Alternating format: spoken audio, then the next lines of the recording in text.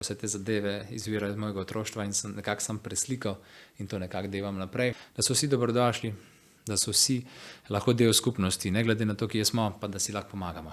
In to je meni čar glasbe. Da vzamemo eno pesem, eno besedilo in imamo ogromno različnih izvedb in vsaka pusti nek pečat.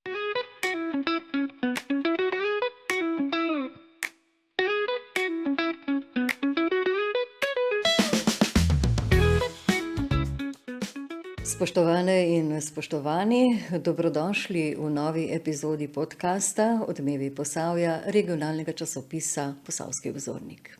Naš današnji gost je pevec, kitarist in mentor mlajšim, Alen Zabasov. Alen, iskreno dobrodošel. Lep pozdrav, hvala za povabilo. Me veseli, da si se odzval našemu povabilu in prišel danes v naš romantični studio, kjer se bo zagotovo dobro počutil. Tako kot se počutiš doma, pod Listco, kjer si odraščal in kjer si preživel tudi svojo mladost, danes pa živiš še vedno na istem mestu, na istem posestvu, svojo družino. Ampak kljub temu, ustaviva se malce pri tvojem otroštvu in mladosti. Česa se najraje spominjaš? Ja, leta tečejo, tako da se moram kar ozreti nazaj. Tako je, iz Razborja pod Listco prihajam, na naši družinski domačiji, posestvu. Smo si tudi z mojo družino zdaj ustvarili dom in tu kraljujemo v našem mini kraljestvu. Otroštvo sem preživel večinoma od zunaj.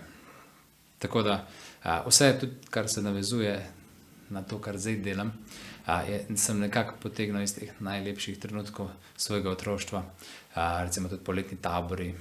To vse nekako baziralo na tem, da sem bil veliko zunaj, plezal po drevesih, si delal šotore, gradil bivake, iskal živali, sledi, si sam lok izdelal in na tak način preživljal otroštvo, kar je zdaj mogoče en tak se malo preusmeril z digitalizacijo in z vsem tem razvojem tehnologije, ampak vedno je prostor, da se vrnemo nazaj naravi.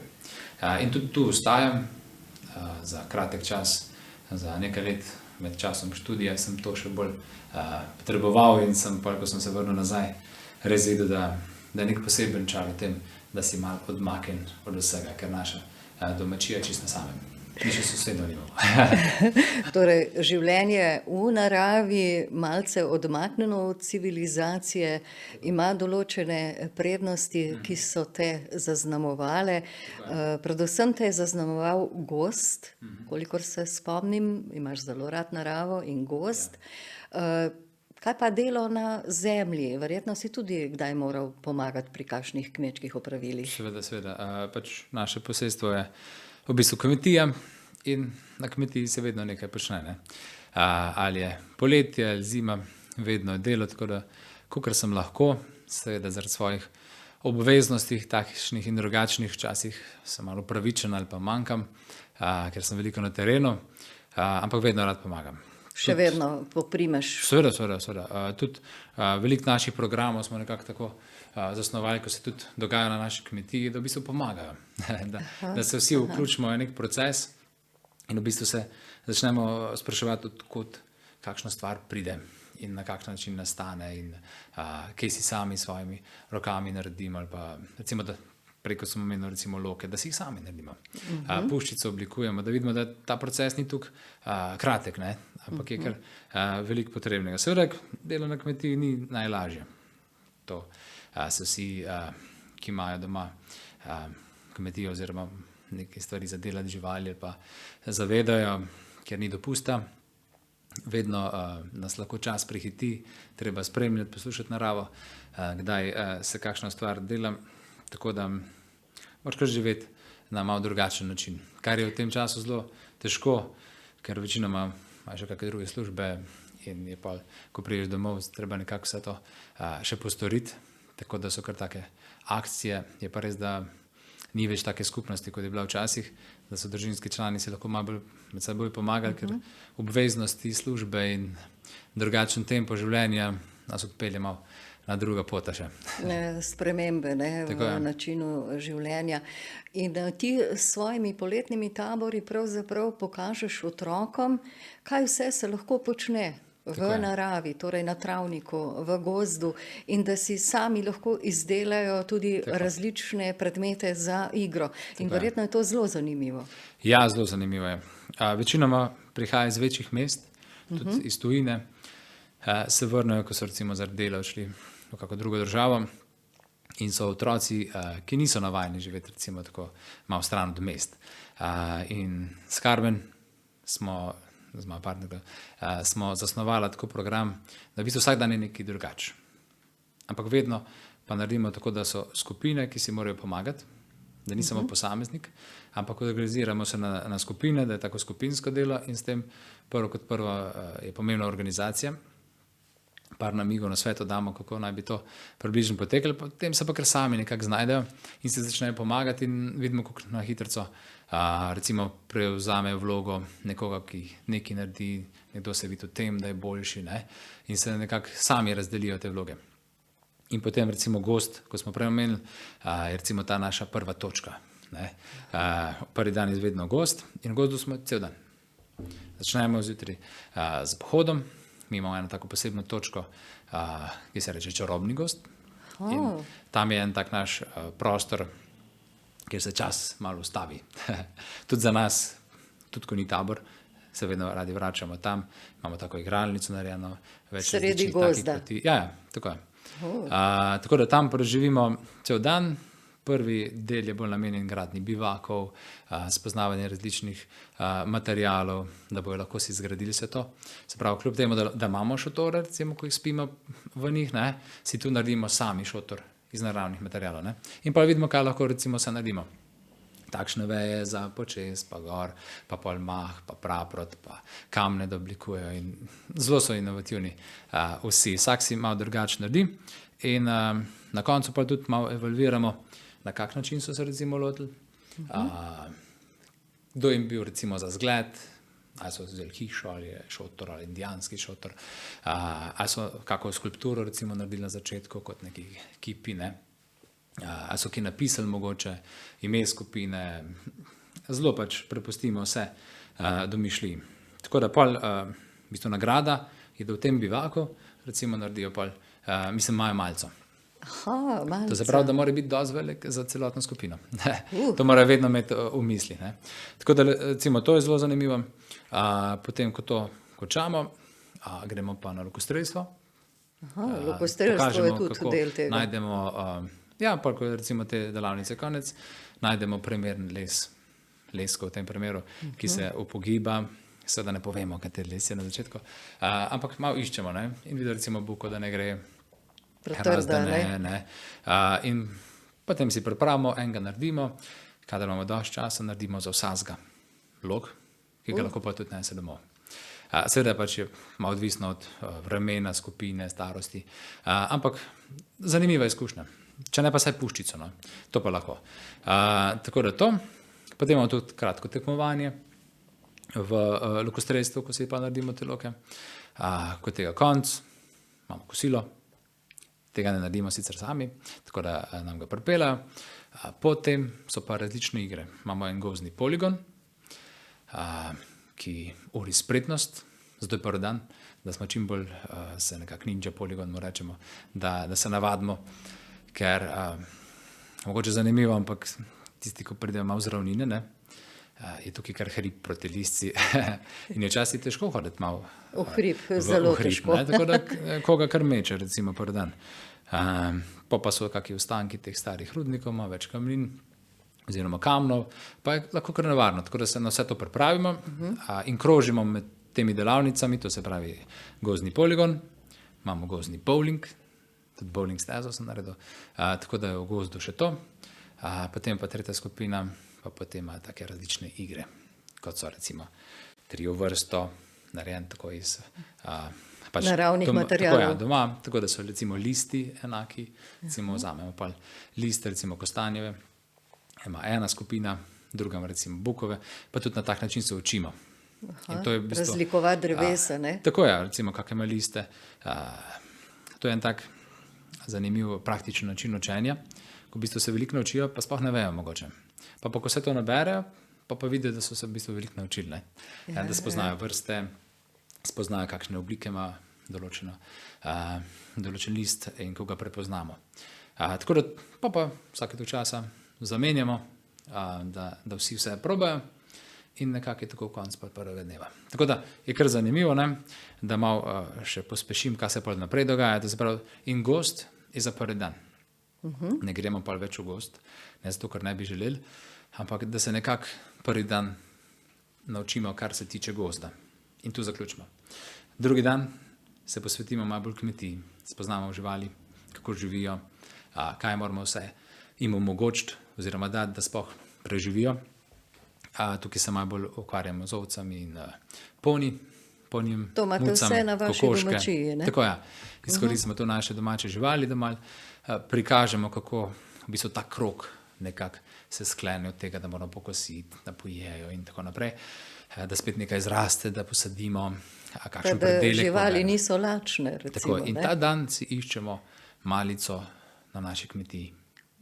In morajo najti kako sadno drevo, ki je že obrodilo, ali pa nekaj takega. Ponovadi so to na prvih skupinah, kakšne češnje, pa se že malo slive, tako da malo iščejo, malo raziskujejo. Potem malo jim pokosimo, tako da malo vidijo, kako se pograbi to. Spravimo en tak star voz, ga lepo pripeljemo, da se malo dobijo, sicer ga ne uporabljamo, ampak se mi zdi, da je čisto nek tak pripomoček. Pridih, kot da je bilo to daleč nazaj, čeprav še to vsi delamo. Nekaj se zdi, da smo včasih na roke grabili, ampak v naših hribah pač moramo še zdaj. Tam ne gre drugače. Seveda je veliko strojnega, ampak mi pač damo tisti del, ko ni. Tako da malo sodelujejo še pri tem. In pa na koncu se začnemo pa pripraviti, tukaj bi pa še malo glasbo notri vključil, pa malinko se pripravimo na neke take talente, ko imamo. In tukaj pa ta moja glasbena žilica pride ven, sestavimo kakšne sestave, plesne točke, glasbene zbore, bende, karkoli pač nam pride na misel, seveda lahko je tu umetnost, lahko da pove kak vic, lahko sestavljajo kakšne stvari, ko znajo, eni pač iz papirja zelo vladajo, naredijo kakšne te recimo aviončke, veliki to ne zna, pa prikaz naredijo, kakšni čarovniki se tukaj tudi najdejo, tako da je zelo zanimiva taka prireditev znotraj tabora. Krasno, ampak samo za nas, ni to za starše, tako da je publika so otroci, kar je v bistvu najbolj zahtevna publika, da so vrstnikom nekaj predstaviš. Takoj povejo, ne? Tako, ja. Tukaj damo tudi malo javnega nastopanja, če koga ima bolj strah, da mu kaj ne bo uspelo. Poizkušamo biti tako spodbudno okolje za talent, kakršnega okolja smo si želeli pač to predstaviti. Sreda je pol namenjena v prvi vrsti zdaj vaj, da nekako izpopolnimo te točke. Tukaj tudi izdelujemo kakšno domačo hrano in se pripravljamo taborni ogenj, ki je ponovadi na sredini tedna, da ob tabornem ognju pol se še malo poveselimo in to je naša taka žurka, recimo. In ob njem tudi zapojete, verjetno. Ja, seveda. To je obvezni del. Tako, ja. Tam imamo ta največji zbor. Tako da v sredo so pa še razne tekmovanja in malo bolj tu predstavimo šport. Se pravi gost, kmetija, narava, tretji dan pa so malo več športne igre.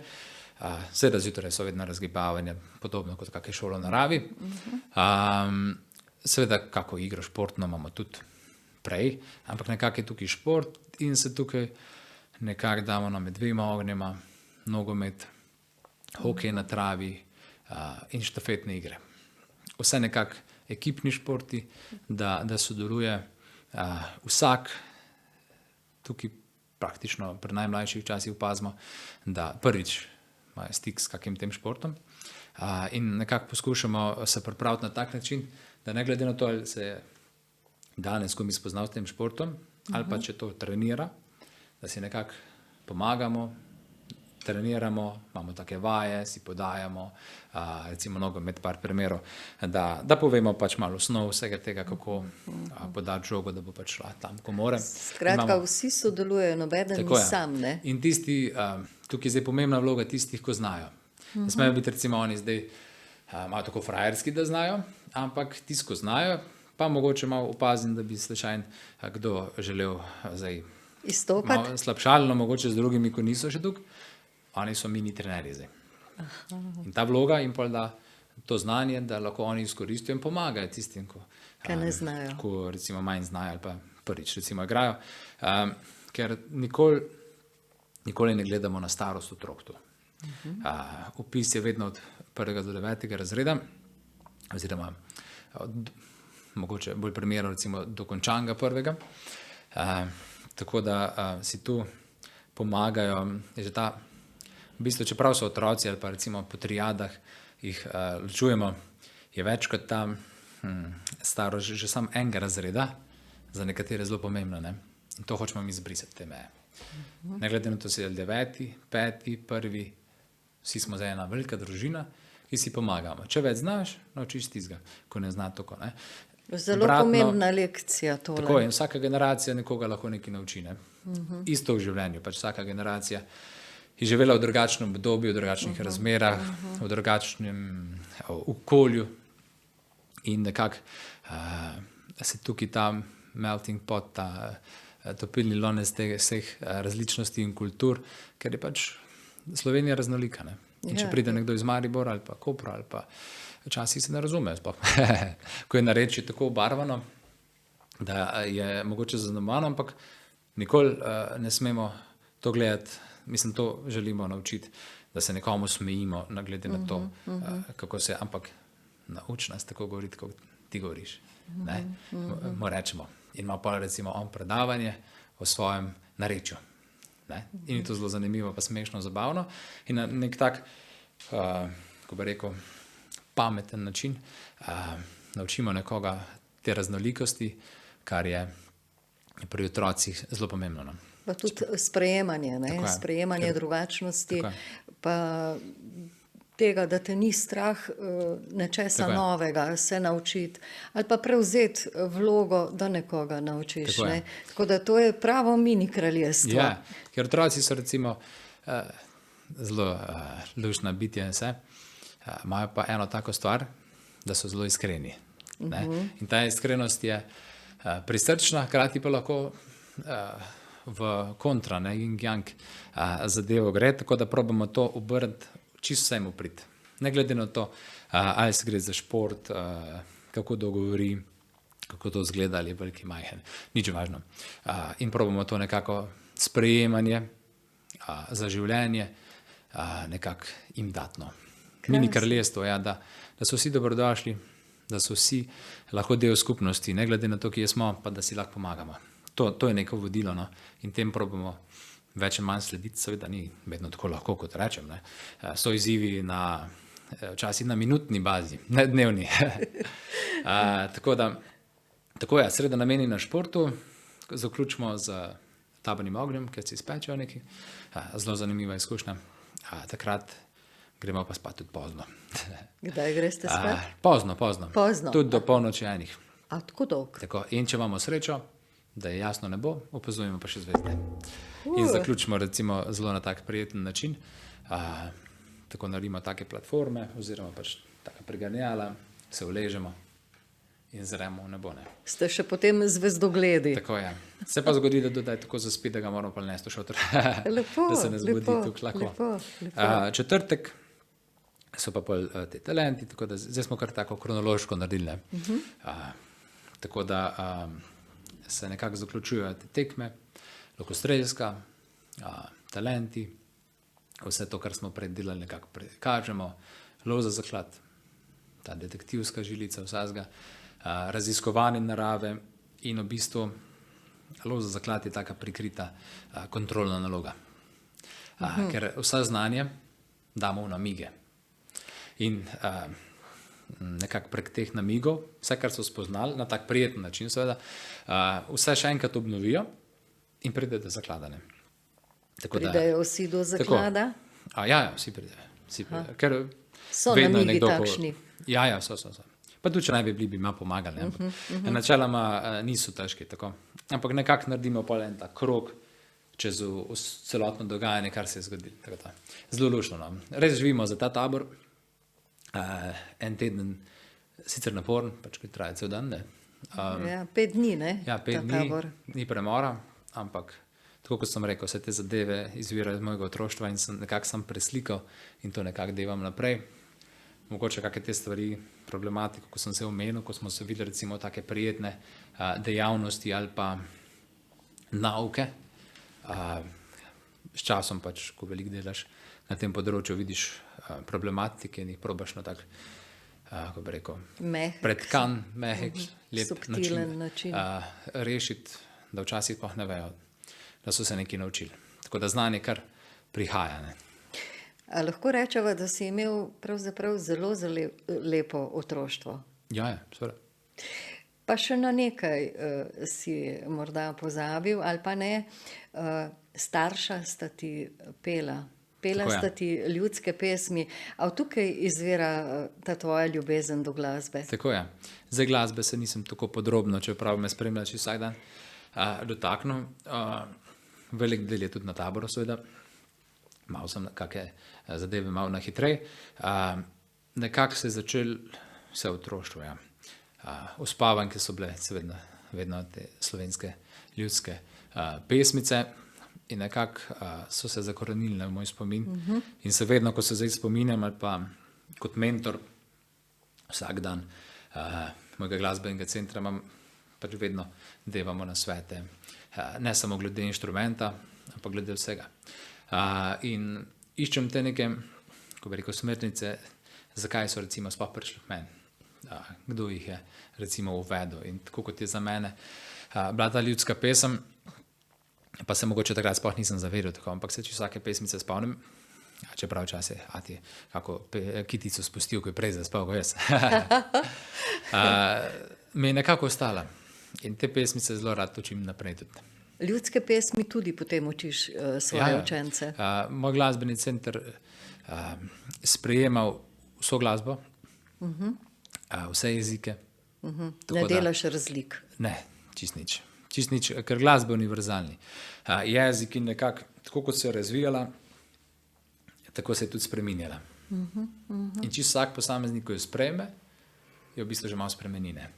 Tako da nikoli ni ista. Ne. Tudi če gledamo recimo dve skupini podobni, s časoma nista tako podobni, ali pa če res dobro preučimo njihovo muziko, vsak je na svoj način interpretiral, si recimo neke zgodbe, neke nianse in tudi tu jaz puščam svobodo, recimo, kar je lahko sicer malo tako tvegano, ampak želim čim več svobode, da tudi, če opazim recimo, da naredimo eno pesem, bom dal primer recimo Dolini Tihi.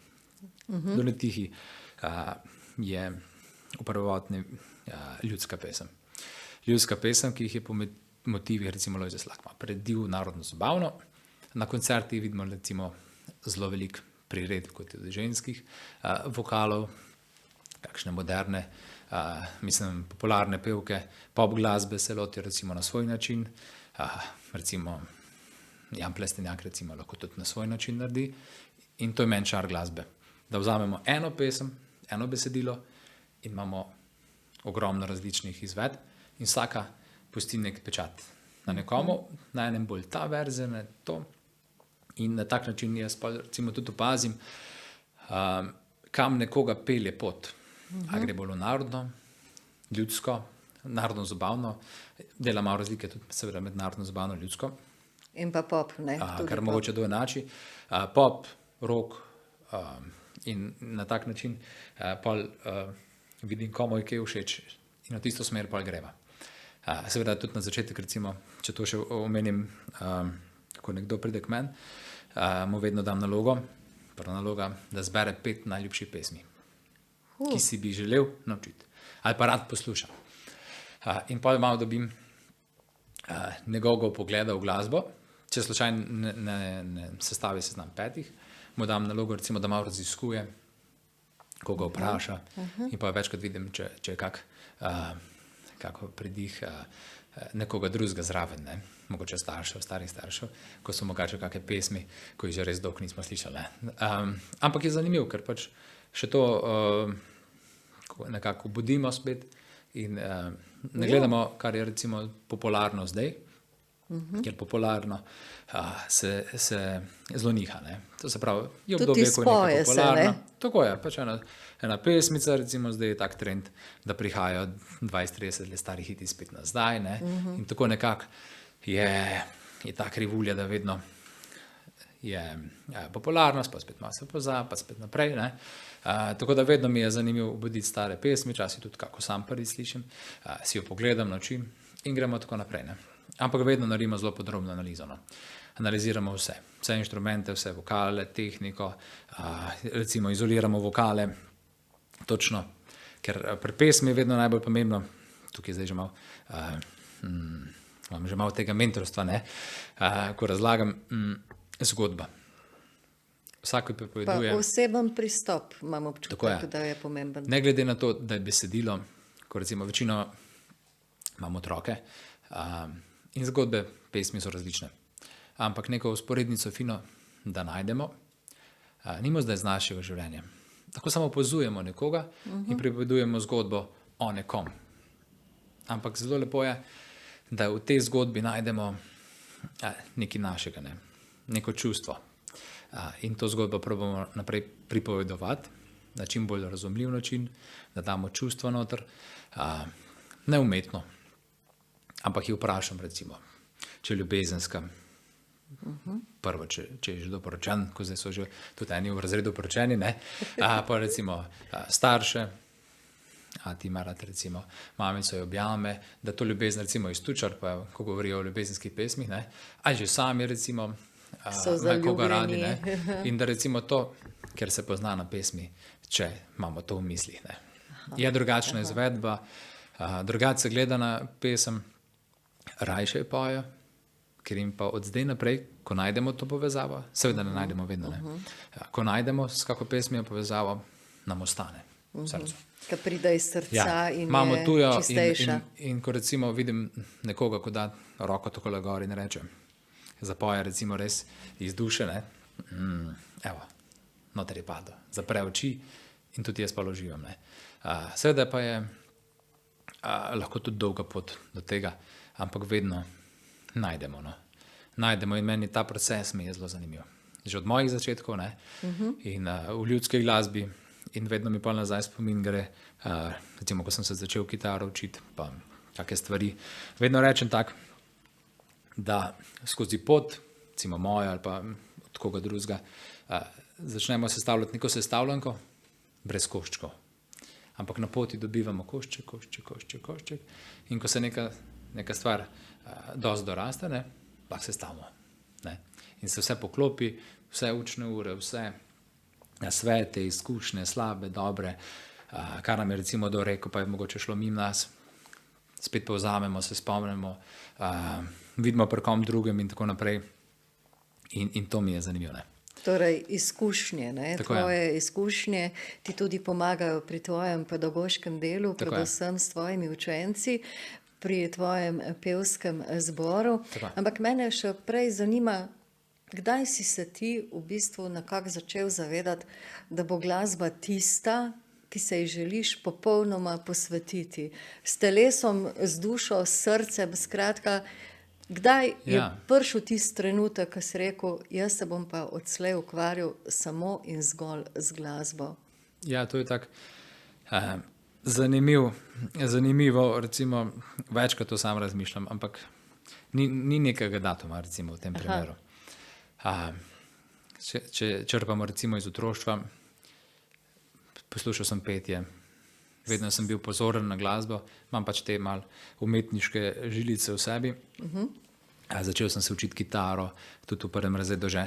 In vedno me je spremljal. Jaz sem vedel, da pač bom v glasbi, nisem pa vedel, na kak način. In šele na tak način, da bi lahko rekli, no, recimo prva taka meja, oziroma mejnik je bil v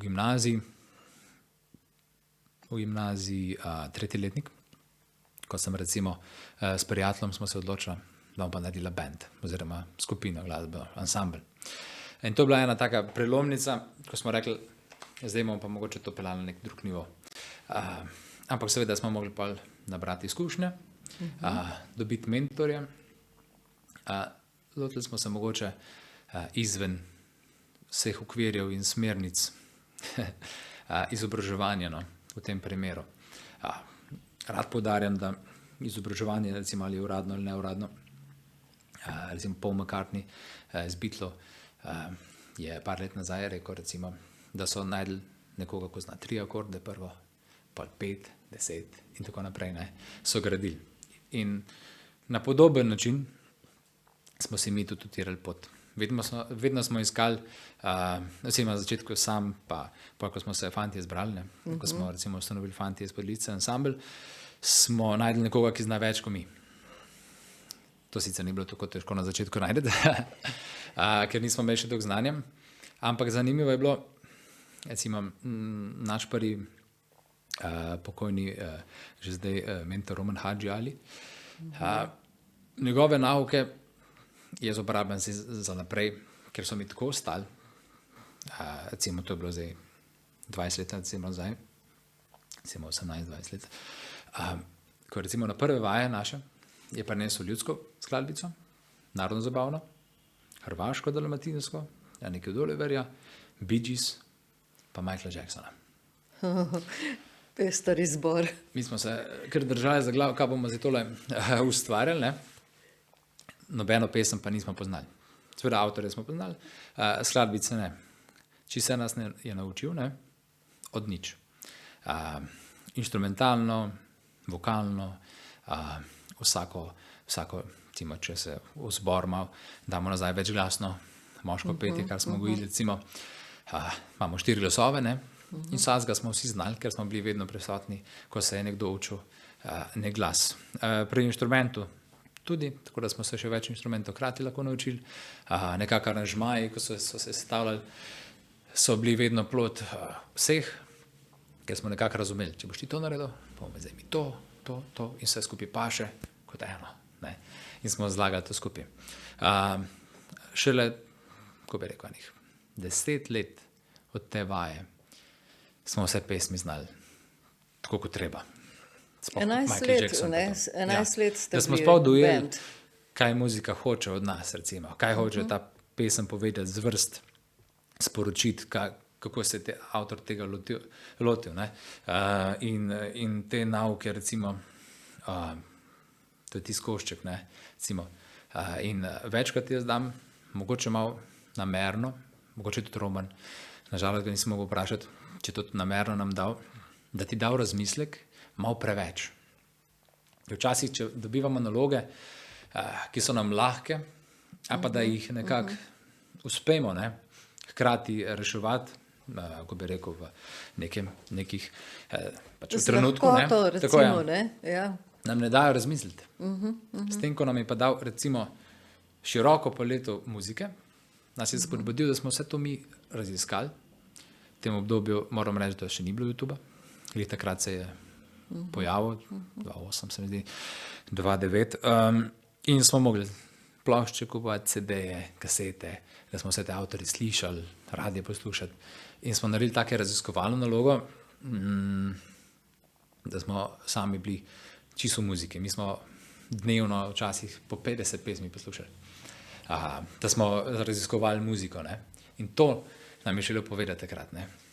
Glasba je široka, spoznajte vso, vzamete tisto, kar vam je všeč, jo malo date svojega koščka in pejte naprej.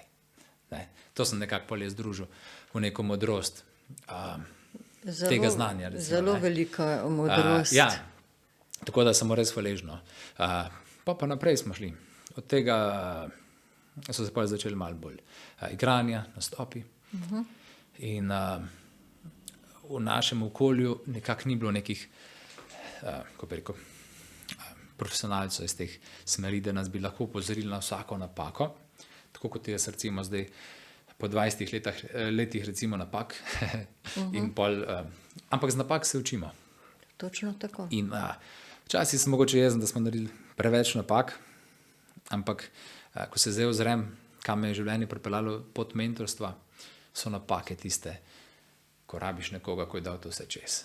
Recimo tukaj večkrat, ko recimo gledam zdaj Luko Dončića, njegov oče je bil tudi košarkar, recimo, in recimo kako stopnico naredi Luka recimo naprej.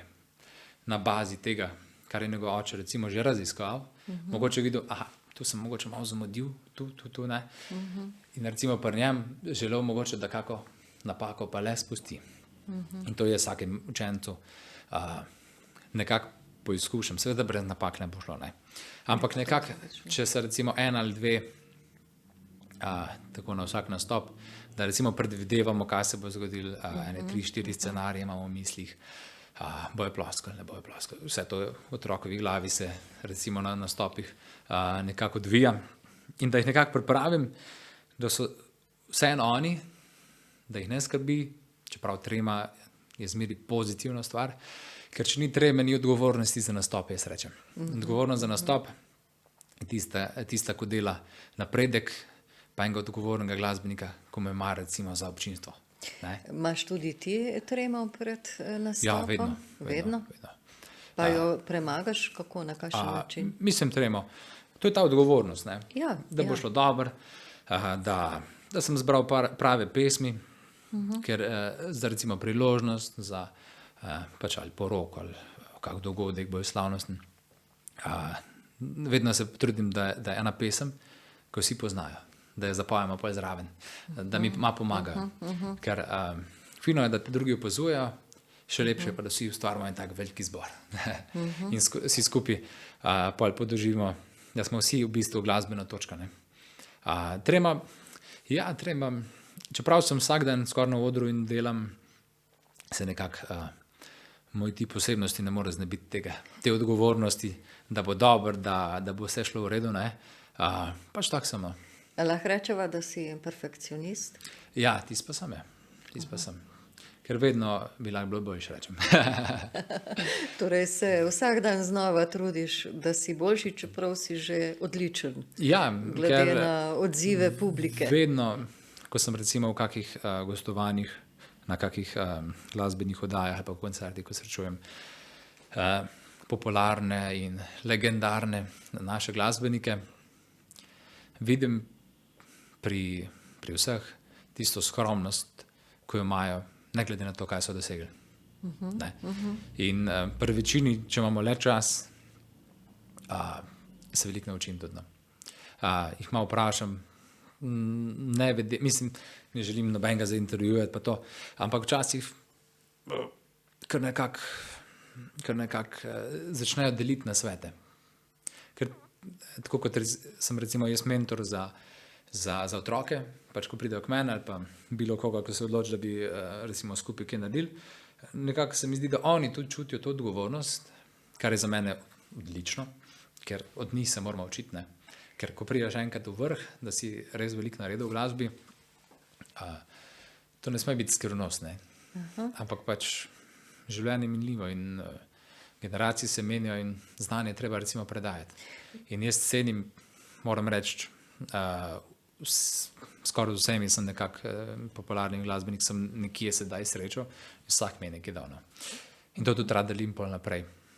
Nekako malo pretvorim, pa v neke te nauke, izkušnje dam, ker je meni pomagal pri rasti, da sem jaz boljši bil, ker na neki točki se recimo mora zavedati, recimo, kaj je moja prednost kot izvajalca, kaj je moja prednost kot mentorja, in tiste najboljše stvari združiš in to je moja glasbena kariera, recimo, ne. Da res probam vse te nauke dati in tukaj bom se zdaj udestoval. Da res probam zožiti vso to glasbo v nek moj izraz, ne. Kar je zelo težko. Nekaj časa nazaj en dober glasbeni kolega rekel, da ne smemo nikogar oponašati, da bi ga imitiral, recimo, v tem smislu, kot avtor, ne, oziroma izvajalec. Ampak pogledati, kaj on naredi z glasbo oziroma z muziko, pa po svoje narediti z njegovim pač tem pristopom v misli, ne, ampak po svoje. To se pravi, da obdržimo neko avtentičnost, hkrati nam je pa tisti nauk, ko se zgledujemo po nekomu, nam da nekaj več. Ne. Pa tukaj bi še rad poudaril, ko smo že glih zapluli tako bolj v filozofske vode, zelo všeč mi je tak 3 zadeve, ko mora vsak imeti za rast, recimo. Da imaš nekoga, ko je tebi mentor, da si ti nekomu mentor, pa da imaš enega, ko je na istem kot ti za konkurenco, tako zdravo, da ti drive, spodbudo, da si še boljši, da se ženeš, da vsak dan si želiš vse več znanja usvojiti in nekako ti da tisto energijo, da te napolne. S tem napreduješ na ta način, če si pripravljen sprejemati tudi kritiko, oceno svojega dela in skratka vidiš v tem eno pot naprej, ne pa da ostaneš na eni točki in se potem ne premakneš dalje. Tako je. Jaz sem se recimo največ naučil s tem, da sem učil druge. Ker ko recimo učiš 20-30 recimo otrok oziroma posameznikov, ko hodi k meni, skoraj lahko rečem, da vsako stvar nekdo razume na svoj način in pri vsakem moram recimo prilagoditi, na kak način mu kaj razložim. Ker vidim recimo, spod ko se pogovarjava, tukaj bomo na tak način. Tu je tu, tako to, ne? In to meni da recimo iz pogleda glasbe 20 različnih v pogledu v isto zadevo, ne? In to res v prav faktor recimo lahko kot pedagog potem neko stvar razstaviš in to je res lekcija, ne? To se veliko naučiš. Vedno pa moraš imeti nekoga, ko mene uči recimo. Jaz to vedno obdržim, ne glede na to, ali izvajam bolj redno, ali si je več nastopa manj, vedno se še hodim jaz nekomu učiti in izpopolnjevati, ko seveda zna več kot jaz. Zanimivo. Ena izmed tvojih zvestih spremljevalk, rekla bom, da imaš doma še dve krasni ženski osebi, ki sta tudi tvoji spremljevalki, ampak ena izmed tistih, ta najbolj zvestih, je pa tvoja kitara. Tako je. Z njo je povezana ena posebna zgodba v zvezi s poslikavo. Kako je prišlo do te poslikave? Morje, svetilnik, galebi, sončni zahod. To je bila tvoja želja ali kako? Ja. Mogoče bi tukaj omenil zdaj ta, ko smo na začetku rekli, ta mejnik, ko je bil prvi recimo v gimnaziji, prvo mesto je bilo še teh manjših. Recimo ta kitara pa zaznamuje mejnik, ko sem recimo se odločil, oziroma ko smo z ansamblom končali pot, iti na solo kariero, oziroma da sem sam se udejstvoval kot glasbenik. In nekako sem želel, oziroma v misli sem nekaj imel, da bi nek predmet nekaj imel, kar bi me to spominjal. In to je zdaj ta kitara.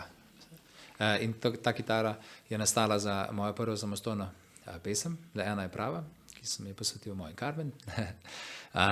In dolgo časa sem iskal primerno umetnico oziroma umetnico, ki bi bila pripravljena poslikati mi kitaro. V misli sem imel, to je recimo moj idealni dopust. Na morju, ob morju. Morje, svetilnik, sončni zahod, barka, plaža. Tako da to sem nekako želel, da prinese pesem oziroma to, kamor pridem, neko to sonce, nek tak pridih. Seveda imam rad pač skladbe, ki opisujejo morje, recimo Hrvaške, ko pač na morje hodim v Dalmacijo in nekako mi to ostane, pač obožujem klapsko petje, zato hodim tudi tam, ker se domačini združujejo kar na kotih ulice, vse pa se odpojo. In nekako me to, kadarkoli primem, odpelje tam, na ta kraj. In zato je mi veliko pomenilo. Te v bistvu na svoj način sprosti, verjetno tudi umiri. Tako je. In zanimiva je, ne? Ker poslikane kitare so redkane. Ja. Je seveda tvegano, da gre kaj dol, malo moram paziti. Malo se že lušči. Tudi tukaj lušči, ko malo bolj igram s trzalico ali pa s prsti. Ampak to se da popraviti. Ja, to je čar, ne? Da lahko vidim, da sem veliko že preigral z njo. Zdaj pa še eno družinsko vprašanje. Glede na to, da si tudi očka, kako usklajuješ to svojo glasbeno pot z družinskim življenjem? Ker vemo, kakšna je zgodba glasbenika, skoraj nič ga ni običajno doma. Kako je to pri tebi? Zdaj moram reči, da od korone dalje moja solo pot ni zdaj tako zelo obremenjena z nastopi, kot je bila prej ansambelska, ker z ansamblom smo veliko več bili na terenu in daljnih in še daljših krajih in turnejah, tako da zdaj malenkost bolj umirjeno, lokalno skoncentrirano, več sem v skupnosti, ker sem odraščal z ljudmi, s katerimi smo skupaj gor rasli, organiziramo različne dogodke in tako. Tako da ja, in po tej pesmi, recimo, da še to omenim, le ena prava sem posvetil moja Carmen, ta zadnjo svojo, Sonce moje malo, pa najni hčerkici Zali. In za njen videospot smo tudi našli eno tako lokacijo, ki je podobna tej. To je bilo v Italiji na plaža, zelo luštna lokacija. Tako da zdaj jaz sem obral v bistvu še eno težjo pot glede očetovstva in starševstva, ker smo se za Carmen odločili. Bom pa tudi povedal par razlogov, zakaj, da v bistvu je Zala skozi nama, ne. To se pravi, da ne gre v vrtec. Tudi zaradi mojega tipa službe, ker delam po popoldanskem času, kar ima zjutraj, praktično se ne bi nikoli videli, ker vikendi so tudi zaznamovani z nastopi, z različnimi stvari, ko imamo mini kraljestvo dogodki. In je bil to v bistvu nekako tak, v misli smo imeli, no, da bi na tak način lahko bili več skupaj, seveda odgovornost večja, še manj počivanja. Kot glasbenik seveda včasih pridem pozno domov, snimam kakšne skladbe, kakšne demote, priredbe, aranžmaje za zbore in vse to pozno noč in pa že ostanemo ob 6-5 zjutraj. Tako da je težko, ampak smo se nekako predali tem, probamo čim bolj na vse stvari dati. Vse to, v bistvu, kar delamo na taboru, mi dva delamo na dnevni bazi. Mi dva gremo ven na sprehod, se igramo živali, šport, igra, kitara, petje. Vse imamo tako nekako čez, glede na moj tip, kaj že dela, ne. Pa moram poudariti, včasih mi da reče, da je dobra stvar vrtca tudi to, da pač si v družbi, ne. Socializacija, ja. Moram povedati, da na tedenski bazi je veliko z mano in včasih tudi po 1000 otrok, odraslih, vseh srečujemo na teden. Tako da je vedno z nami, se igra, tako da ima stike, ne? Ja, na ples, vse te vaje z mojim, recimo, pevskim zborom Mini kraljestvo, ko ga imam, so same super punce, pa fantje, ko se super razumejo, tudi Zalo se igrajo, večkrat pride na naše koncerte, nastope in tako. Tako da ne manjka tega stika. Drugače pa socializacija je zelo taka zanimiva zadeva, ko smo se glih malo dotaknili. Tako da nekako vsak, ne glede na to, ali je več v družbi ali manj, ve, ali mu to odgovarja ali ne. Se pravi, tudi če nekoga, recimo, včasih pač dobim za nastop pripravljati nekoga, ko mogoče mu družba, veliki odri, niso tako všeč, bi pa on rad za svojo dušo pa zapel, ne. Meni to ni nič problem, ker v prvi vrsti moramo peti za sebe in nastopati. In karkoli delamo, če ne delamo za sebe, bo tisti plamen malo gasno, če delamo za druge. Ker od drugih črpati energijo ne moramo, ne moramo imeti v sebi. Seveda je lepo, da nas pohvalijo in to, ampak nekako ne smemo zdaj od njih zahtevati, da sam to nas napaja. Tako da kmalu vidim, recimo, enim zelo ustreza veliki odri, že prvo uro vpraša, daj bo nastopi. Nekdo pa že previdno vpraša, mogoče bi pa kak nastop spustil, ne. Tako da sam, recimo, se zelo veliko badam s tem in to je v redu. Ne rabimo vedno množice ljudi, ker tudi samota nam da veliko, ampak yin-yang vsega mora biti v nekem ravnovesju, nek balans mora biti med vsemi, no. Ker v tišini najdeš nekaj stvari, v družbi nekaj in če uspeš najti neko ravnovesje, ne, ker glasbeniki, recimo, ko smo mi bili res zelo, zelo na tem, da smo vsak dan, recimo, skoraj bili v muziki nastopili na odru, rabiš malo, da greš ven, čist sam, pa da v bistvu tišino poslušaš, ne. Ker takrat se rodijo nove in še večje ideje. Ker včasih vse te množici pa zelo rad sem vse posod, kamor grem, nikoli mi ni težko, ampak včasih mogoče sam vidim, da nimam ideje za naprej, samo malo umaknem, s kužkom gremo na sprehod, ne, in začnejo kapati nove ideje. Skratka, rad si glasbenik, rad si pevec, rad si pedagog, rad pa si tudi sam s seboj. Tako je, na nek zdrav način, seveda. Ja, ne, vsi, ko ustvarjajo glasbeniki, če nisi v studiu sam, ne boš veliko ustvaril, ne? Ker pač ideje se polagajo, včasih pač 2 uri porabiš za 3 vrstice, recimo, da jih res izpiliš, ne? Tako da vsak, ki se ukvarja z nečim, pač ve, da pač ta proces mora zahtevati in družbo in da si sam in mentorstvo in da dobiš še nekoga prijatelja, pomagi mi, da ima to. Tako da to je en tak zanimiv proces njega usklajevanja in ravnotežja. Tako.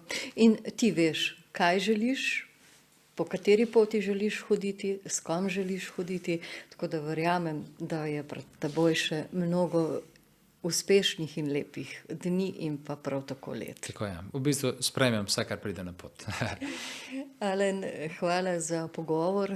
Mislim, da bi lahko še marsikaj povedala o glasbi ali pa še o čem drugem, ampak najin čas se pač zdajle že počasi izteka. Tako da uspešno še naprej na izbrani poti. Učenci naj bodo pridni, ti pa seveda čuvaj kitaro, čuvaj svoji dekleti. Tako. Najlepša hvala za povabilo in odličen pogovor. Spoštovane in spoštovani, hvala, ker ste prisluhnili novi oddaji podcasta Odmevi Posavja, regionalnega časopisa Posavski obzornik. Do prihodnjič pa, saj veste, ostanite odprti za zgodbe, ki nas povezujejo.